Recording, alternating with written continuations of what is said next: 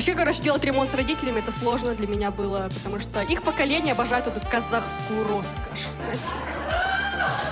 Знаете, да? Когда там золотые узоры на бордовых бархатных обоях. Это у нас туалет. Вся основная роскошь достается залу. Зал — это главная комната в доме, как Астана в Казахстане. Все бабки туда. Потому что мы, казахи, мы все делаем на показуху. Ремонт не для себя делается. Для кого? Для гостей, правильно. Для моих родителей, если гости заходят в зал наш, на них не падает свет роскоши вот так вот, знаете, когда сундук с драгоценностями открывает, так